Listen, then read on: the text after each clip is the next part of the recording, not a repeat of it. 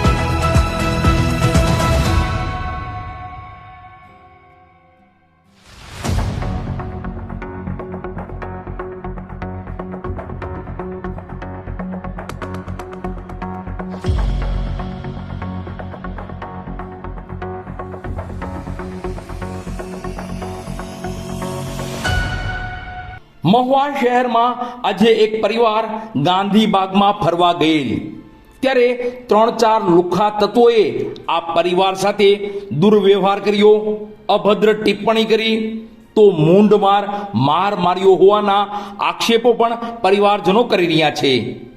ત્યારે આ બાબતે મુસ્લિમ સમાજના લોકો મોટી સંખ્યામાં પોલીસ સ્ટેશન એકઠા થઈ પોલીસ અધિકારીને આ બાબતને લઈ ઉગ્ર રજૂઆત કરેલ છે અને આ બાબતને લઈ પોલીસ ફરિયાદ નોંધાવવાની તજવીજ હાથ ધરાઈ છે તેવી વિગતો મળી રહી છે। છેલ્લા 2 દિવસમાં મહુવા શહેરમાં કાયદો અને વ્યવસ્થાની પરિસ્થિતિ કથળી હોય તેવું લાગી રહ્યું છે। પોલીસનો કોઈને ડર ન હોય તેવા બનાવો છેલ્લા 2 દિવસમાં બન્યા છે, જેમાં ગઈકાલે ભારતીય જનતા પાર્ટીના 2 જૂથો જાહેર માર્ગો પર અને એ પણ દિન દહાડે બાખડ્યા હતા।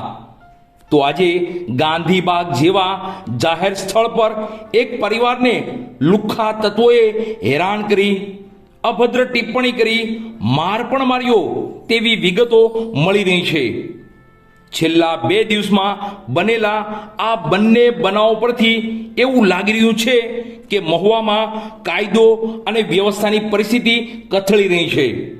પોલીસનો કોઈને ડર ન હોય તેમ જાહેરમાં લુખ્ખા તત્વો બેફામ બન્યા છે। આ બાબતે પોલીસ વિભાગના અધિકારી પાસેથી એવી મૌખિક વિગતો મળી છે કે હાલ ઉનાળાનું વેકેશન હોય ત્યારે એક પરિવાર મહુવાના ગાંધીબાગમાં ફરવા આવ્યો હતો. આશરે સાંજના 7 વાગ્યાના અરસામાં 3 થી 4 લુખ્ખા તત્વો ગાંધીબાગમાં આવ્યા હતા અને આ પરિવારજનોને હેરાન પરેશાન કરી, અભદ્ર ટિપ્પણી કરી, છેડતી કરી અને માર પણ માર્યો હોવાની વિગતો મળી છે. ત્યારે આ બનાવને લઈ મુસ્લિમ સમાજના લોકો મોટી સંખ્યામાં એકઠા થઈ મહુવા ટાઉન પોલીસ સ્ટેશને પહોંચ્યા હતા અને આ ગંભીર બનાવને લઈ પોલીસ અધિકારીને ઉગ્ર રજૂઆત કરી છે. જો કે આ બનાવને લઈ પોલીસ વિભાગ દ્વારા ફરિયાદ નોંધવાની કાર્યવાહી હાથ ધરાઈ છે અને પોલીસ વિભાગના અધિકારી દ્વારા આવા લુખ્ખા તત્વોને જલ્દીથી પકડી પડાશે તેવી બાહેધરી પણ આપવામાં આવી છે. પણ મહુવા શહેરમાં છેલ્લા 2 દિવસમાં બનેલા બનાવોને લઈ કાયદો અને વ્યવસ્થાની પરિસ્થિતિ કથળી છે અને પોલીસનો કોઈને ડર ન હોય તેવું લાગી રહ્યું છે.